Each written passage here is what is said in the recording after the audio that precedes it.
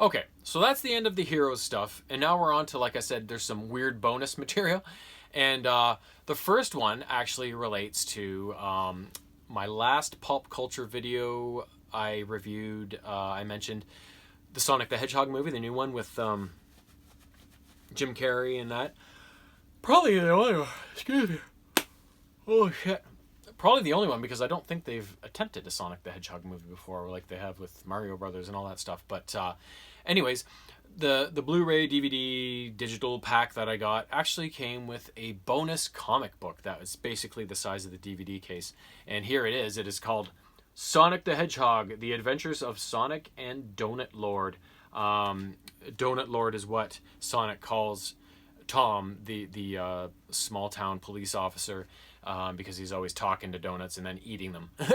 And so this comic it kind of basically just follows the whole plot of the movie just really fast. I think it's only like 1, 2, 3, 4, 5, 6, 7, 8, 9, 10, 11, 12, 13, like 14 pages. So it's a really condensed version of what happens in the movie with a couple of minor differences here and there, but just kind of a fun little inclusion that they added for it. And it's all kind of drawn in a 16-bit style that you would see, like characters actually in the old school video game sort of thing. So that's kind of neat too. So I love stuff like that. Anytime, like I do a lot of surveys for various panels that I earn points and then convert to money and stuff. And the Warner Brothers ones especially are like, they always focus on, okay, what would get you to buy this movie's DVD release? A discount on the movie soundtrack, special packaging, deleted scenes and other bonus material on a secondary disc or stuff like that,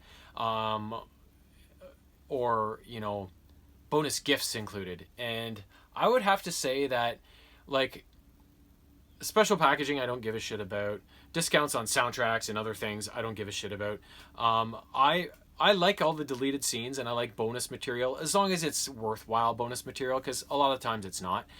But the one that always gets me is I love the special gifts and stuff like that. I love the cool little swag that you can put in your collection that comes with stuff like that. So this comic book is right up my alley. I love stuff like that. So I didn't even realize when I bought it that it came with that. So it was just when I was opening it up and I saw, oh, cool.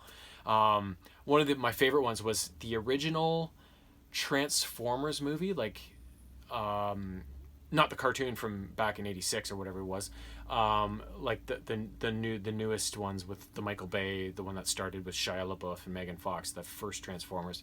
It came with I think a book of artwork and stuff, as well as a little maybe 4-inch high Transformers figure on a little base that was the logo of whichever Autobot or Decepticon that they were, and it was a surprise. You didn't know which one you were getting. So the one I got was actually Galvatron. So it's Galvatron like on top of a Decepticon symbol, and that's one of my favorite bonus things I've ever got from a movie. So if you ask me, it's all about the bonus gifts and the swag. So like I said, that comic book, just a simple little goofy thing, but I loved it.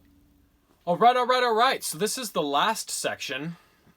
And then the last surprise thing that I found, but it's a hefty one, so don't be too quick to say, oh, it's almost over, thank Christ. Recently we had a new Dollarama store open just around the corner from us, even closer than the other one that's nearby. And so we all love the Dollarama in our house, so we were like, we gotta go. We gotta check this shit out. And when there, I found a few little gems, and amongst them, a whole whack of Star Wars graphic novels that are basically like compilation collections, so it might include, I think, 5 issues of a certain line of the comic series, all in one kind of big book. So I found a whole bunch of them. And of course I got them. So yeah, here we go. And they're from all over the place, but some of them are actually linked with each other, which is kind of cool because you can see the overall plot line developing. But we'll start with some of the one-offs.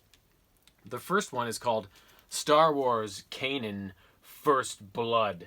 So this one concentrates on Kanan Jarrus, one of the last Jedis to survive Order 66, or sorry, one of the handful of Jedis to survive Order 66, and one of the main players in that Star Wars Rebels TV show that is so good, the Jedi that kind of keeps that group together. And so as this one starts off, the Rebels are on a planet named Kalar, and they've recently had some sort of run-in with, I'm assuming, the Imperials, and Kanan is actually unconscious in a Bacta tank because he's taken some damage. So the rest of the Rebels are kind of waiting around, waiting for him to heal and come to, because they've got the Imperials breathing down their neck, and it's only a matter of time before they're discovered, and they got to get the hell out of there. So while Kanan is unconscious in the Bacta tank, he has these kind of dream remembrances of his past life. So it starts when he's just a youngster in the Jedi Temple, learning from Yoda and all the other masters, interactions with his friends,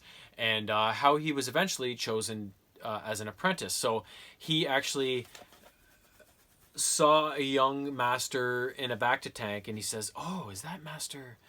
And his friends are like, "Oh, she's damaged goods, man. You don't want to be apprenticed to her. She lost almost her whole battalion of clone troopers on her last engagement. That's why she's in that Bacta tank." Eventually, she comes to and find out that it's Deepa Billaba who sits on the Jedi Council. And Kanan doesn't matter. He seems to have this link to her and really wants to be her apprentice. And so the two form a bond, and he goes under her tutelage. And the rest of the issue is kind of remembrances from his training from her, some engagements during the Clone Wars where he bit more than he could chew, but always came out the hero eventually.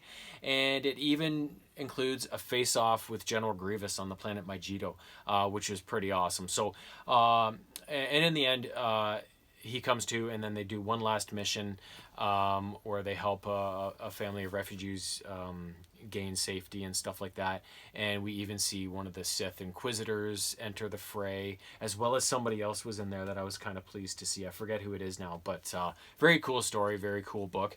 I like how they fleshed out the Rebels a bit, because all we have to go on is the TV show, but there's more to that little group than they're letting on. So to see a little more insight into those characters and stuff is kind of cool. So next up, Chewbacca.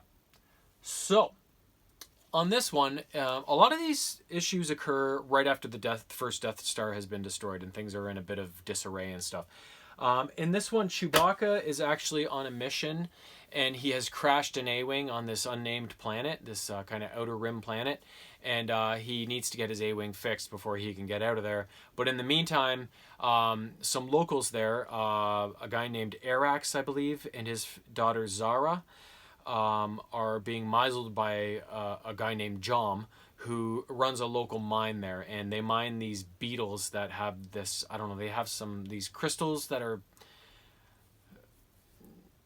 manipulated by beetles or something. But anyways, this mine is very profitable and stuff, and so he alters a deal that he had with them because they borrowed some money from him, and he's like, no, you got to go work in the mines now. So eventually Zara escapes with the help of her father, and she comes across Chewbacca while he's in town trying to get a new part for the ship.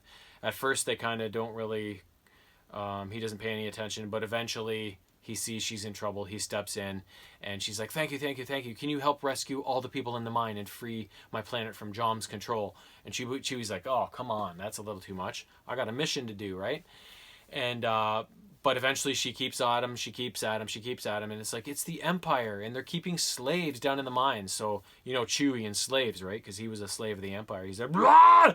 So then he's like, okay, we'll do this. So then the rest of the issue is just him and Zara working together to engineer this kind of escape attempt from the mines and Jom's control. And eventually, when the Empire shows up, manipulate things so that the Empire believe Jom and his goons are the ones who have been in the wrong. And, well, we know that's the last we'll be hearing of them, right? So, pretty cool issue. Nice to see Chewie kind of on his own and showcasing his personality and his abilities and stuff like that.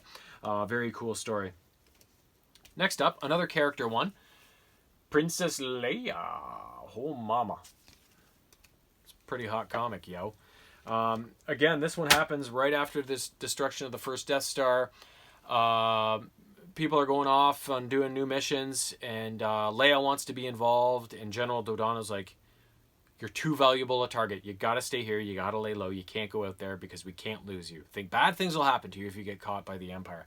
But she's like, I don't think so. So she locates this X-wing pilot named Yvonne, I think her name is, and who is also an Alderaanian. So they kind of bond over the loss of their planet, and Leia's like, can you help me get the hell out of here and kind of be like my aid or whatever? And so they escape. And Leia's destination is Naboo, where she knows there's some Alderaanians kind of hold up on Naboo, but she knows that being the Emperor's home planet, that they may not be safe there, so she wants to relocate them to a new planet. So there's a couple things going on here. Leia and Yvonne want to go to Naboo and locate these people and kind of get them off the planet and free them. And while that's happening, it's kind of cool because Leia, while she's on Naboo, she sees kind of a stained glass image of Queen Amidala. And so there's kind of a little scene there where Leia's like, oh, you know, because that's her mom and everything. And it's kind of a cool little ode, right, to the bloodline there. And while all this is going on, though, she has to designate and delegate, I guess, people in her retinue to go to this planet, I forget the name of it, and fellow Alderaanians, and go to this other planet where there are some a good colony of Alderaanians there, and see if they'll take in these people from Naboo. And so there's all sorts of complications that come up along the way, including people within her own fold being rude and pricks and jeopardizing the mission because the Alderaanians on this one planet where they can take refuge are like half alien, and so the snobbishness comes in there and jeopardizes that. So it's all these little challenges Leia, Yvonne, and the people that she delegates kind of run into along the way, sort of thing, right? So pretty cool issue, though. I liked it. Next up, Showdown on the Smuggler's Moon. So in this one, it starts off with Luke reading a bit of an excerpt from Obi-Wan Kenobi's journal that he found, I guess, in his hut or whatever on Tatooine. And so the journal kind of goes over the fact that Obi-Wan kind of had to turn his back on being a Jedi and not helping people while he was on Tatooine, just to not bring any attention to himself, because his main priority was just to lay low and make sure Luke Skywalker was okay, could grow up, and eventually become the hero that he did become. It starts off that way, and then it morphs into current day Luke going on a mission to Nar Shaddaa, which is a smuggling planet that's run by the Hutts, and it's very dangerous, very corrupt. And so he wants to go there because he wants to find passage to get to Coruscant, because he wants to go to the Jedi Temple and discover even more stuff, not only from Obi-Wan, but just any Jedi stuff he can gain to help his training in general will be much appreciated, right? So, but when he's on Nar Shaddaa, he runs into some trouble. He runs into a Hutt named Gracchus. And Gracchus is a Jedi aficionado himself, and he has the largest collection of Jedi artifacts that Luke has ever seen. He's got lightsabers, he's got holocrons, he's got statues and busts and all this stuff. But Luke is kind of captured by Gracchus and forced to fight in a pit for everybody's amusement. So that's kind of where that is going. And in the meantime, in some sort of nebulae out in the Outer Rim, Han and Leia have run into a lady named Sana Solo. And this Sana is after Han, saying, you know, he's my husband, and he owes me money. So they're kind of, it's this big standoff between Han and Leia's not too impressed with Han to begin with because of all this, between Han and Leia and Sana, as she's got them at gunpoint.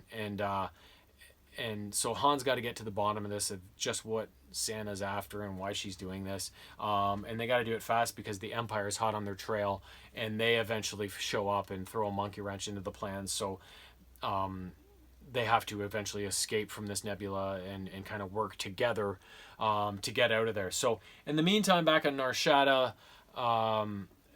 Luke is fighting for his life in this arena, and Chewbacca and C-3PO have realized that Luke is in trouble on Nar Shaddaa, and so they go to his rescue, but they meet up with some resistance when Dengar, the bounty hunter, finds out that Chewie's on planet. So before Chewie can even get to Luke, he's got to go through Dengar, and in the meantime, Han, Leia, and Santa have escaped the Empire, and they're steaming towards Nar Shaddaa because they too have found out that Luke is in trouble. So it kind of all culminates in this kind of arena battle where Luke is facing off against this guy who says he knows Jedi and can train Jedi.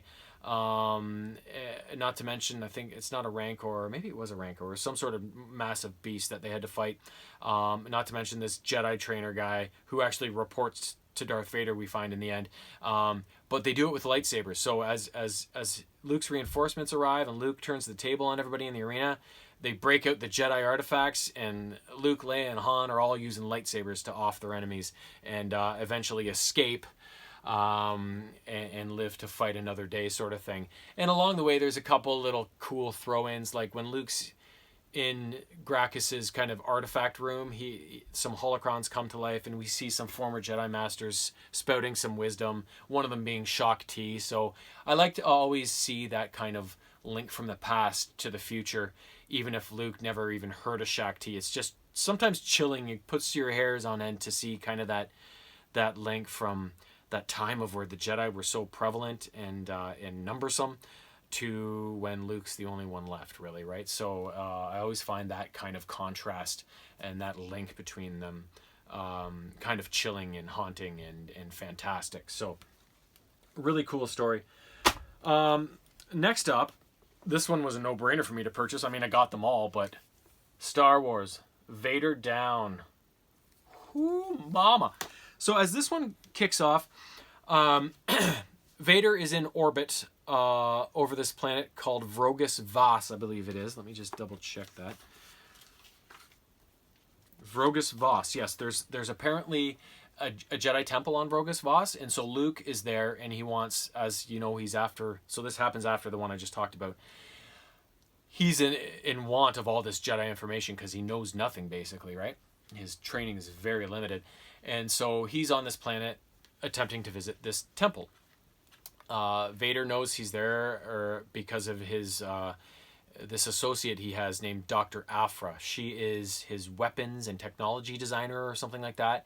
And she is a human, but she's part android or part droid or something as well.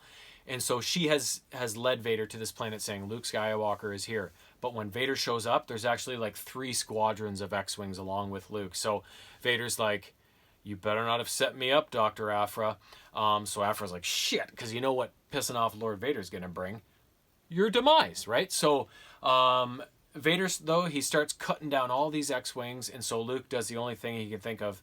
He's like, well, goodbye, cruel world. And so he runs head on his X-Wing into Darth Vader's TIE fighter, causing lots of damage. They both survive the crash and go down to the surface of the planet, though, and that's where the rest of the issue unfolds as Vader kind of chases after Luke.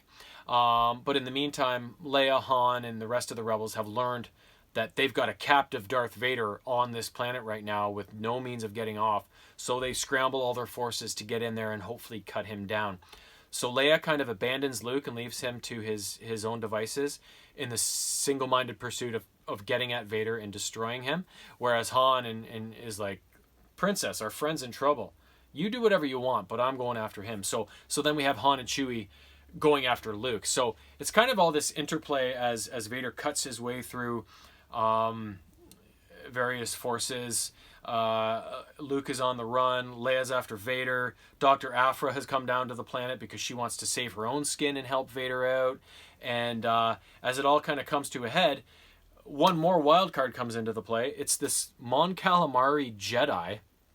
I don't know if he's actually a Jedi or not, but he's got 4 arms like General Grievous and some robotic legs, and he wants Vader bad. He says, I'm the new, you're the old, bye-bye. So this guy comes in and engages Vader, which kind of allows Leia and the rest of the rebels and Luke to kind of escape and tie up loose ends. And part of those loose ends is actually taking Dr. Aphra captive right as the kind of issue concludes, sort of thing. So That's how that goes. Next up, we have got Rebel Jail. As this issue kicks off, it's there's kind of the first issue is just kind of its own, and Leia gets in touch with this rebel spy on Coruscant. So he's right in the thick of things, right? And what's his name? Eneb Ray. And she's like, Eneb, there's a good cluster of senators that Vader and Palpatine have taken captive, and of course they're going to be executed. They're senators that are loyal to peace and freedom, and of course probably the rebellion now that they're being taken captive and are going to be executed. She's like, can you free them? So this Eneb Ray goes on this mission to free them. It's all going very well, but then he learns that, oh shit, the Emperor himself is coming to visit these senators in the very near future before offing them. So this is our chance. This is our chance to get the Emperor, right? So they scramble all the spies on planet that the rebels have there, and set up this sting on the Emperor. But the Emperor, we all know how he engineered so many things that led the galaxy to where it was. The Clone Wars, the Clone Army, the culling of all these apprentices in Maul and Dooku, and then eventually Vader, and just what a master manipulator he is. He's manipulated this situation too. And just when Eneb Ray thinks he's finally gunned the Emperor down, that's just my body double. So long, sucker. And we believe we see Eneb Ray's death right as the issue kind of unfolds, or kind of concludes. Then it moves on to a different sector of the story. So we pick up with Leia and Sana, who have a captive Dr. Aphra in their ship. Luke and Han, in the meanwhile, have screwed off, and they're on some sort of mission for the Alliance, but Han has actually gambled away all the credits they were to use for their mission, playing Sabacc, so they have to go to Nar Shaddaa in search of some jobs to kind of get this money back, and the job they settle on is literally herding nerfs. They are taking a shipment of nerfs to across the galaxy to some place. So that part of the story is kind of goofy and funny, but meanwhile, Leia and Sana take Dr. Aphra to an Alliance prison facility that's like hidden out in some system with maximum security. It's got the backdrop, there's a sun burning right behind it, so basically nobody can come at them from all these different directions. They can only come from the front. So they take Aphra to this facility and they get her locked up, but before they can leave the facility, a team of unknown commandos raids the facility from the outside, gets in, takes control of it, and all along this voice, this commander of this team, is kind of goading Leia, saying, you created me, and you created all this destruction. I'm gonna let all these prisoners out, and we're gonna pop them into the sun. So he starts finding these ways to open up cells and get all these hard-nosed evil prisoners, murderers and such, destroyed, either by the station security or by dumping them into the sun, whatever it is. So eventually, in the end, they have to free Dr. Aphra of her own volition and work with her to take down this madman, who, in the end, when he takes off his helmet, we find is Eneb Ray, the Imperial spy who was apparently destroyed by the Emperor, but not really. He's just been scarred and whatever, and apparently very disillusioned as well. So that's kind of how that storyline cleans up, is they have to dispatch this disgruntled Eneb Ray, and eventually Han and Luke work their way back to the prison and help out in their own way to see that mission through. And then at the end of the issue, after they take Eneb Ray custody, or take him into the prison and get him locked up, the issue ends with kind of another little excerpt from Obi-Wan's journal about when he was watching over Luke Skywalker on Tatooine when he was younger, and he witnessed Luke take his T-16 Skyhopper through Beggar's Canyon and all that stuff, and actually clipped a wing and kind of wrecked the ship somewhat. And Uncle Owen was like, Luke, God damn it, you're not supposed to be flying that thing. You wrecked it. This is going to set us back, blah, blah, blah. Aunt Beru was like, oh, Owen, take it easy on him. And so Obi-Wan watches all this go down, right, though, but he's like, the kid's his father's son. He's a pilot and a half. So it shows Obi-Wan in the end going into Toshi Station or whatever it is and purchasing the parts that's needed for the Skyhopper and kind of leaving them at Luke's doorstep. And he's like, ah, Uncle Owen, thank you. And Owen's like, for fuck's sake. So then he goes and has words with Obi-Wan at his hut and says, stay away from us, stay away from Luke, you're done here. That sort of thing. So Uncle Owen was a prick, right? Like, what a prick. The kid probably could have died a million times over, no thanks to you, you know, and Obi-Wan's the one keeping him safe, and you're just being a jackass to one of the greatest Jedis of all time, and who's living on his own out in the middle of a friggin' desert. Like, what a prick, right? So, anyways, that's neither here or there. I've never really appreciated Uncle Owen. Like, you know, good for you for taking care of the kid, but did you really take care of him? Like, no, Obi-Wan did. Fuck you, right? Anyways, I have a bit of bitterness there. So, last one. This was another no-brainer, because look at the cover of this one called Star Wars Darth Vader End Games. Anything with Darth Vader, and especially the Emperor too is involved. Like, those are my two favorite characters. Like, unbelievable. So this is the last one, and it kind of still ties in with everything else. The Emperor has come to Lord Vader, and he said, remember back when you and Obi-Wan had that fight on Mustafar, and he chopped off all your limbs, and somehow you lived, which was great, but we had to rebuild you on that slab there, and you're more robot than man now. Well, there was a dude behind all that named Dr. Silo or something like that. Brilliant, brilliant man, but maybe a little too brilliant, because he's fucked off, he's kind of screwed us, and I need you to hunt him down and do what you do best. So Vader goes on this kind of quest to find the scientist that helped bring him back to life, but that has since, double-crossed the Empire and the Emperor.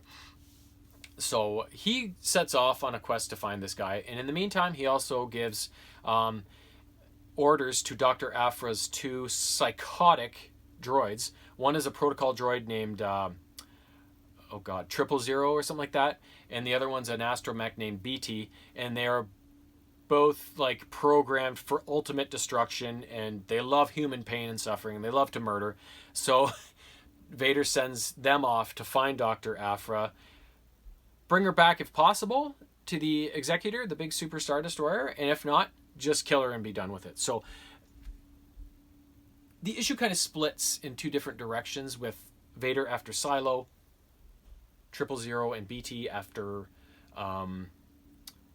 Aphra, and so these events unfold, and eventually Vader catches up to this Silo, but this guy's so brilliant that he set all these traps aboard these like living whale ships that he travels in. It's really bizarre. And he's got this other person on his team called the Void Gazer that sets all these traps for Vader. So he's got to go up against like a cybernetic Rancor, and all these other defenses that they've set in his way. And eventually he does confront Silo, but Silo is like, you don't know that I have this little remote control. I made you. You're frozen. And Vader's like, but that's not enough to contain a true Lord of the Sith, especially one as powerful as Anakin Skywalker. So eventually he turns the tables and gets his revenge on Silo. And in the meantime, Aphra lets the droids take her captive, and then once they've fulfilled that bit of programming, overrides them with a help me escape, right? So then they're like, oh god, now we gotta help her. Pretty cool aspect of the storyline, actually. I love the whole programming thing that they can manipulate. So Aphra has to engineer kind of her demise with Darth Vader. She takes the risk that he's not going to run her through with his lightsaber, but put her out in airlock instead, and that he does. And so she set this kind of contingency plan in place for the droids, and a Wookiee called Black Karshin or something like that, who has been involved in some of these other issues, come and pick her up after she's been jettisoned out of the airlock, and take that chance, right? And because she's like, well, the only way he's not going to hunt me down the rest of his life is if he presumes I'm dead. So I had to take this risk, but it paid off. So in the end, Vader gets Silo. He thinks he's got Aphra, but he didn't. but in the end, he assumes control of the Executor, as the Emperor is very pleased with his performance. And so it's kind of cool that we get to see how Vader came in possession of that Super Star Destroyer that became so synonymous with him and his, bringing of destruction, right? And then at the end of this issue, there's just a brief little thing on Darth Vader returning to Tatooine and destroying another colony of Tusken Raiders, like he did in Attack of the Clones after he found his mom dead there. But it's really weird. I don't quite understand it. There's really no talking in it because it's all from the point of view of the Tusken Raiders. And I'm not really sure exactly what the point of it was. So it's almost like the telling of a tale. After Vader destroys this colony of Tusken Raiders, there's one lone survivor, and he goes and relates the tale to another colony of Tusken Raiders, and they eventually build this kind of tribute statue of Vader out of wood and bones, and I don't know, something like that, out in the Tatooine wastes or whatever. So kind of weird, but kind of cool at the same time. But either way, I think they were, $4 each for those. So I mean, what did I have, 6 of them? That's like what, 6, 12, 8, $24 for like literally 30 plus issues of Star Wars comics, right? So from now on, whenever I go to Dollarama, I'm definitely going to be on the lookout for more of these because they were fantastic reads and a great artwork, great storylines, and right in my wheelhouse because of all the franchises in the world, Star Wars is my favorite. So again, no brainer to the max. And this video is probably super long by now, so but there's a lot of good stuff in here, and I don't expect October's issues are going to be near as much as this, but for now you've got yourself a lot to take in for September's readings, so I hope you enjoyed it all. So long.